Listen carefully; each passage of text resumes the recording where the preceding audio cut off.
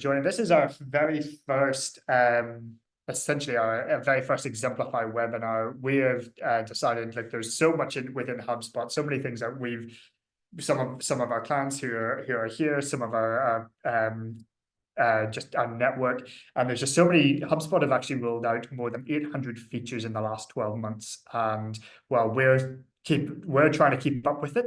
One of the best ways that we can enable you guys to keep up with some of the changes that HubSpot are making is to do webinars like this and lunch and learns around this time to help you get more value out of the new tools that are coming into HubSpot throughout. So for this session in particular, look, we're going to make it fairly interactive. I'm going to be giving you a sort of a demo of the new prospecting tool. I'm actually going to start sharing my screen here. I've actually prepared a slide deck, so I may as well go through that. So essentially, yeah, we're going to go through the prospecting tool. Then I'm going to open the floor for any Q&A, and this can be anything in related to what you've just seen or in terms of setup, and then essentially a little bit of like how we might be able to help you get started. Some things that you can do yourself, but if you want to kind of have a bit of a more robust, making sure we've got a bit of a plan going forward from there. And then we'll talk about our next webinar coming up again in 2 weeks. So thank you so much for joining. I've got Leslie over here behind me who's going to be essentially controlling things. So if you do have anything, please feel free to ask any questions in the chat.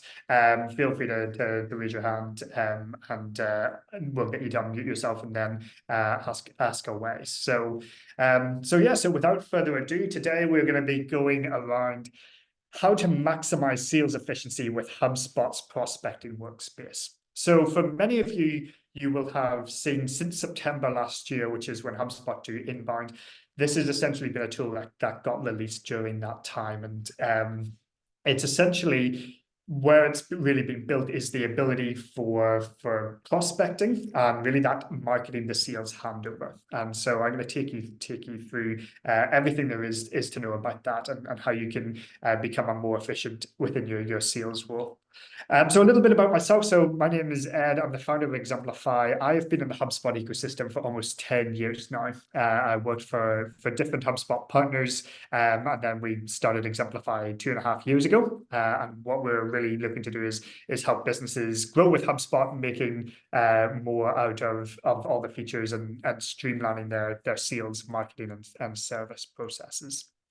So many of you I've worked with before, and I know there's some new familiar faces coming in here, which is great to see. So thank you all so much for joining. So without further ado, let's get into it. So feel free to open the chat, and then I just want to sort of just ask it that the first question is, how many people have actually started using the prospecting tool within here? So open your chat box and give it a thumbs up or a thumbs down or a yes or a no, so we can just see how many people have actually started using this tool before.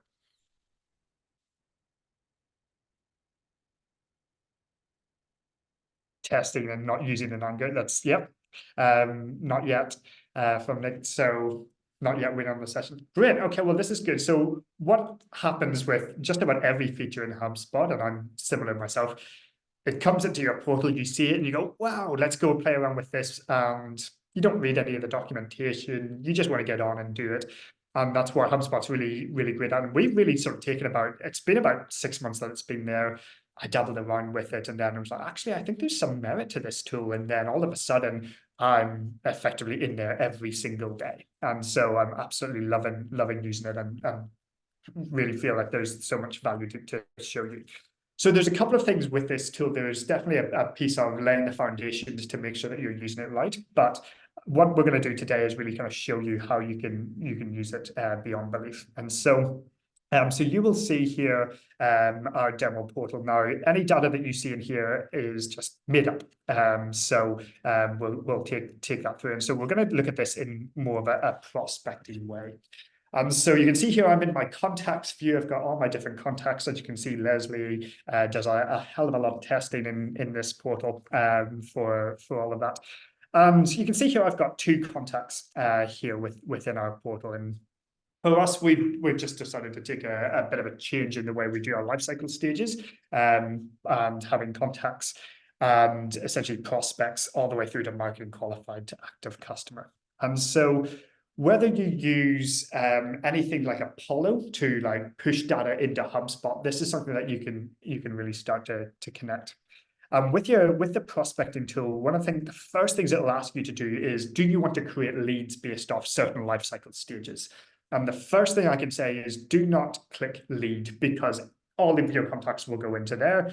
Try and maybe, for us, we found the best thing to do is actually create another life cycle stage that sits between lead, which we renamed contact, and then sits between marketing qualified and to essentially allow us to be like, okay, these are people that we're not going to be marketing to. These are purely just people we want to reach.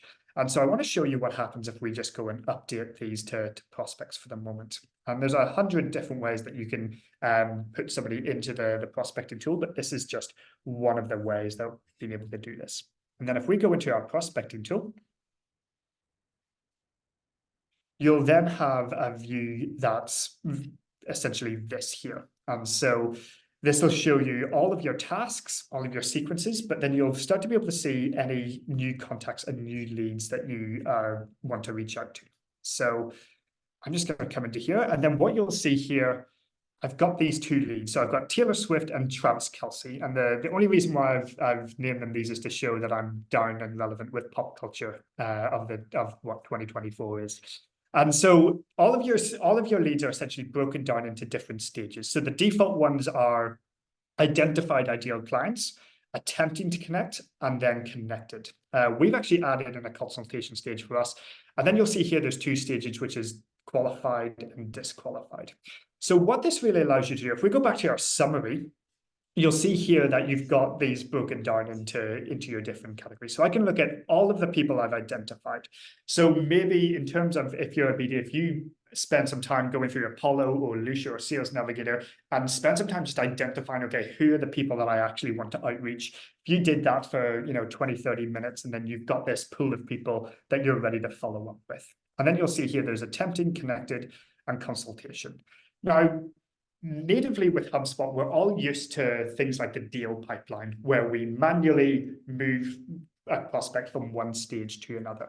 And this is one of the things where the prospecting tool has really become more automatic than ever before. So this is where, if I look at Taylor Swift, I can start to add some information to why I'm actually reaching out to her. So Taylor Swift, I'm reaching out to her because she's a new business prospect. I can also use this with my current customers to upsell, or I can look at deals that have effectively fallen short, or people that I've tried to reach out with 6 months that weren't a good fit and tried to reattempt them in 6 months later. And I'll go through that a little bit. But the great thing is here, this is where you'll see all your different tools. So if you've connected your email, your phone, your calendar, all of this gets pulled into this to this UX here. And so the first thing I can do here is I can create an email to Taylor Swift direct from the portal. And as I'm sure some of you have seen, essentially this is where you can start to use your email templates to then create that email. So as soon as you send that, that will then actually automatically move Taylor into attempting. And so I'm just going to actually, and then I can actually also do a phone call here. Taylor doesn't have a phone call. Travis actually has a phone call. Actually has a phone number assigned to him. So if I was to actually reach out to Travis and make a phone call here, I can just call Travis directly from my portal. And so now somebody in the room, their phone should be ringing. So I believe, Nick, your phone should be ringing, my good man. You're going to be my test dummy for this. But Nick's clearly not going to pick up. So we're going to end that call. But if I was just to refresh this, Travis here, as you can see, he's moved out of identifying and into attempting. So what this allows me to do is, if I go back to my summary, I've got this beautiful view of all the people that I've identified, all the people I've actually tried to get in contact with, and then all the people I've connected. So if Nick was to ask Travis, but if Travis was to call me back, or if I was to call him again and then that number was a connected phone call, then essentially he would automatically be moved into the connected stage. Or if I send out an email, then he replies, then essentially he'll move into the connected. And so what this really allows you to do is essentially do your outreach, start to try and get in front of people, and then continue that conversation. And essentially, then you can have your different tasks to be able to help you with your next steps. So we're going to go back into our leads here. We're going to go into Travis. We'll just go into, we'll go into Travis, who's connected. And then I can see what's the history of communications that I've had with him. So I've had 2 calls, one yesterday, and then I can actually say, okay, actually, you know what? Maybe that one actually did get connected. So if I just, again, refresh this, just want to show you, just see you in this in action, that he's already moved into connected. So there's none of this like manual dragging things from one stage to the next. But then off the back of that call, I can then schedule here another activity. So let's say, for example, him and I have spoken. He's really keen to understand more about Exemplify services. I'm going to have a meeting. And essentially what I can do is I can just book a meeting with and schedule that meeting all from within this prospecting space. Now, I haven't connected my calendar just because I didn't want to sort of show anything just for privacy of people I'm having meetings with this week. But essentially you can then, you can schedule a meeting, and we've even created an automation in our own portal where that will then move into consultation scheduled depending on the meeting type. So, so this is where you can start to have this. Or for example, maybe Travis was like, actually, I'm curious, so can you send me through some further information? And so while I'm in my kind of my flow of just getting and calling people, I might send an email here to Travis for in 2 days' time, or tomorrow, let's say, email Travis Kelsey with HubSpot XYZ. And so essentially, and then I can set this as a reminder, and then essentially I move on to the next thing. So if you're like many salespeople where you're setting time in your calendar to block out and just do continuous calling and continuous follow-ups, this is a great way to do that. So is that, first of all, just making sense of how, where you're actually getting in contact with people and it's essentially moving them through the funnel automatically, rather than the old school ways of having to update lead status or having a prospecting pipeline where you have to drag deals across? Is this all making sense to people? Fantastic. I can see a fair few thumbs up. And so so some of the other further things here, as I've shown you here, I can create a task, and then all my tasks here are going to actually be displayed up here. So you can see here any overdue tasks I have, any tasks that I've got due for tomorrow, and any tasks that I have for today. And I'm actually just going to move these ones here for today, actually. Let's reschedule these just for the purpose of this to show you. We'll make it 4 p.m. If I go into my tasks here, and I'm just going to refresh this space. And then you'll see here, actually, I've got lots of tasks here, and you can see my task process. So this is actually going to show me how many to-dos have I got left, how many emails have I got to send, how much LinkedIn activity have I got to do, and how many sales calls have I got to do that I've actually said need to be done by the end of the day.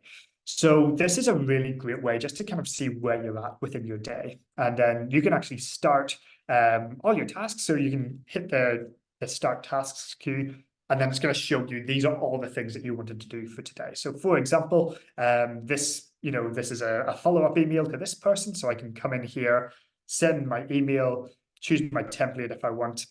This is obviously a test, so I didn't actually assign a contact to this person. But just like everything else, I can insert my meeting links in here. I can insert proposed booking times to give people options to book times with me going forwards, documents, templates. So everything that you've had from your email tools historically are all here under the one roof. So I can, as soon as I send that email, that's going to automatically go. And I can also, it's also going to prompt me if I need to do a follow-up. So maybe, okay, I'm sending this email, and if I don't hear back anything, I want to have another task for a week, and then that's going to take me through. And then I've got this person here, for example. And so this is where essentially, again, you can just go through all your tasks. But one of the great things about this, if I've had a connection with, and maybe Travis and we've had a conversation, and I think, okay, well, this is clearly, we've had it, we've essentially qualified. This is where HubSpot's actually, if I move him into qualified, HubSpot's actually going to force me to create a deal. Now you can turn this setting on and off, but I actually think you should really embrace it to begin with. And so what this allows you to do is you're actually not creating deals for just any opportunity that comes your way. You're actually creating them as a lead, and you're essentially going through and you're effectively looking to qualify them. And then once you've qualified them, this is when you're creating a deal. And because this really helps with, if you're doing any attribution reporting, this is a much better way of being able to see what's actually leading to deals getting created, what's actually, and what's actually qualifying and disqualifying. So I can go here and create this deal just like I would anything else. I can go in and add my line items, add my contacts and companies. Maybe Travis spoke about somebody else he wants to bring on to, the next steps, the decision maker. I can start to add all those different people within here. So, or if you did have an existing deal, for example, you can add it just like you would anything else.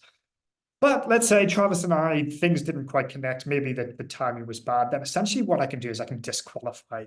And so what this allows me to do is say, okay, well, actually this person, they're with a competitor right now. And you can actually customize this as well. And essentially, I want to follow up in 6 months' time to see if they're, when we think that contract's going to start to end. And so that's going to give me a task to then send an email or a phone call or a particular to do, and I can disqualify that lead. And so this is a great way of being able to just end quickly, so if you find like a relationship is like, hey, this is just not worth pursuing, let's close it out, but know that there's opportunity, but you're not dismissing them from anything in the future. So you're able to bring people back in and be able to show them, because needs change, Travis's needs will change, the business needs will change. And so this is a great way of being able to qualify and disqualify within that particular sphere. So does that all make sense to everyone, of that kind of qualifying, disqualifying, and how that leads into your sales pipeline, and how it kind of you then have a task here to call Travis in 6 months' time based on certain disqualification criteria? Does that start to make sense to everyone? Awesome. Good to see. Good to see. And so the last thing I wanted to just show you here, so we've spoken about tasks. This is where you can do your follow-ups. And then essentially what HubSpot is also going to do, it's going to recommend certain things for you. So it's going to have a thing here called suggested activities. Now, I'm actually going to just show you my portal with a couple of different things. So I'm not going to go into details, but you can see here, for example, one thing that's happened here is another suggested activities, which is engaged leads. So these are people that I've reached out to that have shown some engagement. So this could be that they've come back to the website, they have opened an email that I've sent them, perhaps they've clicked an email, or they've shown some form of activity in terms of that. You can also see the suggested activities here of like certain emails that I've had replies from, certain emails that I haven't replied to. And I can go through those emails and say, okay, do I need to reply to that, or am I all set? It just allows you to make sure that nothing slips through the cracks. And it's just these extra little layers to make sure that you're on top of things and keeping up with stuff. Same with meeting outcomes. So this will show that I've had 3 meetings in the last 4 days, but I haven't actually logged any outcomes. So I can start to, add, did this meeting go ahead? Was it rescheduled? Was it completed? So it's keeping all your data up to date as you go. Same with call outcomes if you don't have that as like an automatic criteria for when you end a call. So what this does, it just keeps your data up to date and in a really, really quick and succinct ways. Some of the other things that HubSpot can do, which are not visible in my portal at the moment because no one's engaged with it in that way, but HubSpot just released a way of, if you've had somebody who has been disqualified, and again, if they've opened an email, clicked a document, come back to your website, essentially any of that particular those particular activities, they'll also come to the table. So you can start to say, okay, well, let's take Travis, for example. I disqualified him. I have a task for 6 months' time, but he comes back to the website in 4 months' time. This allows me to then start to re-engage in that conversation, perhaps reach out sooner than I first anticipated. So again, you're more on top of some of those misleads and opportunities going forward. So that's really the whole everything there is. I'll show a little bit about how sequences works as well. Just in terms of if we're talking to Taylor here, for example, and we wanted to enroll her in a particular sequence, we can come in here, enroll her in our outreach sequence. This is because she's bounced. Hang on 1 second. Let's just see if Travis is still around. No, because we disqualified him, he's not. But essentially, if any of your kind of your usual way of enrolling a sequence here as well, you can start to enroll that person in a sequence, tweak that sequence before you send it, and then send it on so that you're having these automatic calls, tasks, email follow-ups, all automated.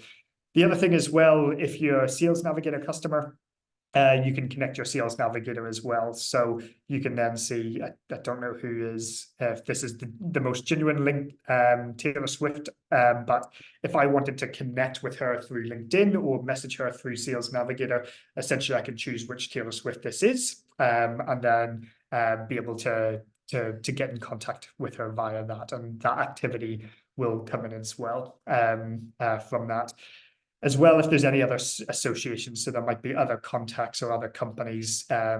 Maybe you've had different deals with this person in the past, and you just want to see what that historical, all those historical checkpoints, any notes that you might have made. Maybe this came from another sales rep, and you want to see some of the information around this particular contact, and you can start to see all of that. So essentially, this, as I mentioned, this is really the sort of the key to be able to do really quick follow-ups, outreach to multiple people in a very quick amount of time, and be able to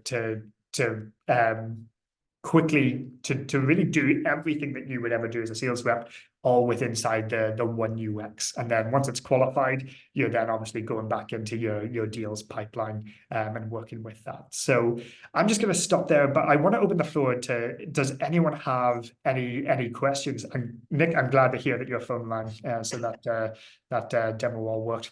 So does anybody have any questions just around this? And Ed, I've got a question. awesome. I assume these are their own new object type, and so if I have a lead assigned to me, does that make it unique to me, or can they be shared amongst a team? How does that kind of work? Yeah, certainly. So the lead is essentially, so it's a different object type. So it's, you've got your contact and you've got your lead, but it still uses the contact owner to be the main person. So Gotcha. just for example, if I go into, we've got Taylor Swift here. If I was to go and change her to Leslie from Exemplify, if I go back into my own prospecting workspace, Taylor Swift is going to vanish from here. So yeah, she's gone. But if I went and looked at Leslie, Taylor Swift's going to appear under his umbrella. So if you've got any kind of views around sort of your or any sort of rule set for like who owns companies, for example, and things like that, and you might be the contact owner and then it might switch to somebody else, the prospecting tool will allow that. Plus, if you have any lead rotation, essentially assigning the contact owner, this allows you to make sure that all that architecture that you've spent so long setting up still works well. Yeah, does that answer your question, Brendan? I think so, yeah. And I was just playing around too. It looks like there's also some lead funnel reports which report on the activity of the reps. There is, yes. Leads. So you can. So essentially you can start to see, there's a whole range of different reports. So if you're a sales manager and you want to start looking at what are the activities that each of your reps are doing, it's also a really good way to kind of see, okay, well, how many what are the amount of touch points that it usually takes to get a consultation? So you can start to average like, well, it does take, we are, for particular sequences, it's really not until the fourth touch point that we actually start to get some traction here and we start to get in front of them. So that's some of the real great information that the prospecting tool allows for that. As well, if you've ever done any sequences in the past, you've still got all that data, and that data feeds into that same report tool as well, from that. One other thing to mention as well, you brought up, Brendan, that it is its own object, which means that you can do your own workflows based off lead data. So you'll see here, there is contact workflows, but you will be able to see here, there is essentially lead-based workflows as well, which allows you, depending if you have OpsHub or not, to schedule it. But you do have a whole range of different triggers that you can do to essentially, in terms of perhaps if you've got particular, if you know what the company industry is, that it updates certain things on the lead, or if something changes on the lead, that it updates a company and things like that. So that's one thing to keep in mind. Brilliant. Anybody got any other questions there? Yeah, I've of Ed. Awesome. How do you deal with false positives? Because I've just enabled leads for the first time on HubSpot. Yep. And most of the leads are in there. It was amazing to see how it populated straight away. So thanks for that. Most of my people in the attempting area are false positives. A lot of them are like HubSpot people, partners, even Asana projects are in there as, those communication messages. So I've just deleted some. Is it the best way to go about it? Or do they get re-entered every day? That's it. So one of the big things that we've started to find, so the first thing that we did as well was, you set the prospecting tool, you're like, oh, I'll just pull all my leads in. And then if you really think about your own CRM and how many of people in your life cycle stage, for example, here, how many of them are actually genuine leads, like genuine people that you would reach? HubSpot's default in the lifecycle stages is always as a lead. So what I actually did here was we actually changed lead to the word contact, because if you've got the email integration synced up, or you've got lots of different integrations that's going to pull people, we kind of really want to default them as a contact, that they are just a person, and then essentially kind of self-sign in to be, are they a particular prospect? So I'm just going to show you here in our lifecycle stages. This is what we essentially did was, so when someone gets created, they become a contact, which was originally lead for us, but we named it to contact. But then we added prospect in the middle here. So if you've got any particular integrations so if you're using Apollo, Lucia, ZoomInfo, Sales Navigator to import contacts from those platforms into HubSpot, what I would recommend doing, and this is what we have in our own portal, is we essentially have that. So whenever somebody gets created by one of those sources, that they automatically become a prospect. And then in the lead tool, which I'll go down here, in the lead tool, we have this that it automatically will create the lead based off a prospect rather than a contact or a lead. And so that's one of the things that I personally feel HubSpot sort of overlooked a little bit when they built this, because as we all know, we've all got portals with lots of many people, and probably in a lot of your portals, I'm not your customers, I'm not really even a prospect for you, I'm very much an other, but it's you don't want to be kind of having me in your sort of your cold calling prospecting list. Maybe you do, but it's unlikely, and so this is kind of the way that, a little bit of just kind of thinking about that kind of the life cycle stages and that customer journey piece is really one of the foundations that I've seen make this work a lot better, so that you're not just pulling every Tom, Dick and Harry, because like we all know, the more rubbish that you have in here, like the more kind of tasks overload or like contact overload, the more that's not good quality data in here, the less you're going to want to use it. So you don't want to have that needle in a haystack approach. So that's kind of the sort of, I guess, the trick and tip of the day on kind of creating the foundations of making it work, was to have a sort of change the way our life cycle stages work, and that might be different for every business. But this is what worked really well for us, was to not have the sort of the default contact one creative. We're actually only assigning people based on prospects. So does that make sense? Yeah, it's perfect. Thank you. Yeah, beautiful, beautiful. Thank Anybody else with any questions there at all?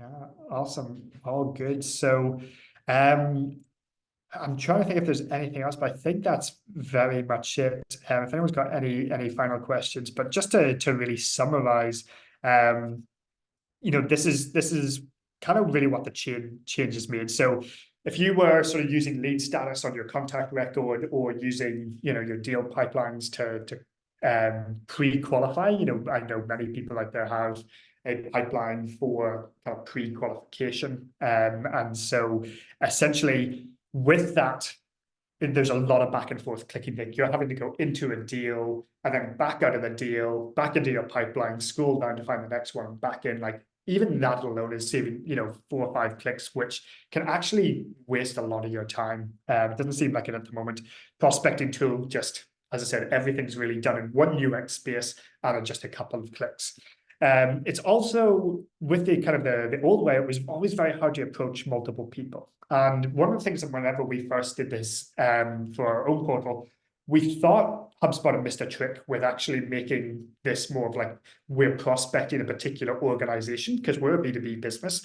We thought that actually we should be outreaching to a particular business, but while using this, it's actually more relevant because it means that we can contact, let's say, for example, the CMO, the COO, and the sales director, and so we might not get through to 2 of those, but we might start to have some conversations with the sales director. But we know that, once we've kind of qualified that person, then there's a sort of using that deals with association labels to really kind of manage that relationship going forward. So this is something that making that really that much easier to do when you're approaching multiple people. If you're creating deals too early, sometimes that can make kind of, especially before you've qualified them to actually see if they're a good fit. They might be a great match on paper, but they might not need our services. So essentially, if you're using any attribution reporting, it's really great to be able to report on that data of like what actually led to that deal being created and what was that activity before the deal got created rather than afterwards. So that's one thing that really helps. It's with the old way, it was always really hard. It's much harder to scale and automate certain things. As for with the prospecting tool, everything's in one place. You're saving time, you're saving effort. You're going to be able to do so much more. I haven't even because I haven't connected my calendar, I didn't even get to show you. Actually, I can show you here. Even if you're getting tasks coming through, this is where you can actually plan out. You can see like what's in your Google Calendar or your Outlook as well. You can start to put like all your tasks, so you can block out certain times for calling, to send 5 emails. So you can actually regroup your tasks in here. This little feed part as well, that will start to show you who's opening, who's clicking emails. So it's going to start to show you who's engaging with some of your content, especially if it's like, we've kind of thought this was just going to be for net new. We're starting to use this for upgrades, cross-sells, contract renewals, and it's a really great way to kind of see, okay, out of even current customers, who's actually engaging with those particular pieces of content that we need them to do in order to get a deal across the line. And then, yeah, you can build relationships with many people. If you've had a potential fail, you can have a sort of, you reach out to somebody that it didn't really go too well. So try somebody else if you feel that organization is a good hit for you. And again, you're reaching out to previous customers. You can start to see when people come back to your site who have been a sort of a disqualified lead, and start to really see that be engagement. You can do more follow-ups, less slipping through the cracks, and then essentially, much clearer qualification process and much better attribution reporting as well through using it. So that's really everything. To really kind of wrap up, where we really see is in order to make this a success within your business, first thing is embrace that there is going to be a foundational shift here. So perhaps you're changing from lead status in contacts or your deals pipeline for pre-qualification. There is going to be a shift. And so being able to embrace that by changing how you're doing things is going to help you in the future. And there's going to be a little bit of time to get that. So embrace that shift. Tweak your customer journey. This is a new tool that sits in between sales and marketing. So there is, if you've got a particular customer journey map, this is now going to be something that sits within it. And so it's just mapping, okay, just like you said, Alistair, how do we, what do we define for somebody to be created as a lead and start to actually outreach to them? And then essentially, once you kind of understand how that's going to work, implement the foundations and any integrations that you might have with Sales Navigator, Zoom Info, things like that. And then start building those habits. I would say really start to embrace tasks. If you haven't already, the task queue system in HubSpot was already very good, but this allows you to be much more organized and essentially just go with what the sort of the top priorities are from that. And as I said, do everything from within the one UX. Once you've started to get that, start to enable some automation, start to build some sequences. Once you've kind of built those habits, review, refine, and repeat. And that's really, as you kind of go, start to understand, okay, well, is this the best sequence to be using at this time? Are we closing as much as we want to be doing? Review it, refine it, repeat it. And I assure you, you will be able to do way more sales activity in the space that you used to be able to do. You'll be able to follow up, you'll be able to have better relationships. Honestly, to find somebody in your portal and go, oh, you know what, I haven't spoken to them in a while, just create that task. It will come into your prospecting tool, and then you reach out, and it's a much simpler approach within that. So has that been beneficial for everyone? Has that been good? I've seen a few nod-headed thumbs up. Any final questions at all before we wrap up this call? No, I think we're all good. So look, feel free to reach out to both Leslie and I here. I've just stuck my QR code there. So if you want to book a meeting with me, scan the big one. If you want to connect on LinkedIn, please feel free to do so. And essentially, I look forward to talking with you all soon. We're going to basically put this recording, we're going to send this out to you so that you've got it. But as I said, please feel free to come back and just ask any questions at all. And yeah, we'll publish this. And then we've got our next webinar in 2 weeks' time, which is going to be all around how to build a webinar event. Essentially exactly what we're doing at the moment, and how you can automate that structure to have continuous workflows going. So that'll be the same time in 2 weeks. We're going to also send just a feedback survey just to collect any what you thought of today's session, anything that we can look to improve, we want to know, and be able to go from there. So really, thank you so much for joining, and look forward to talking with you all soon.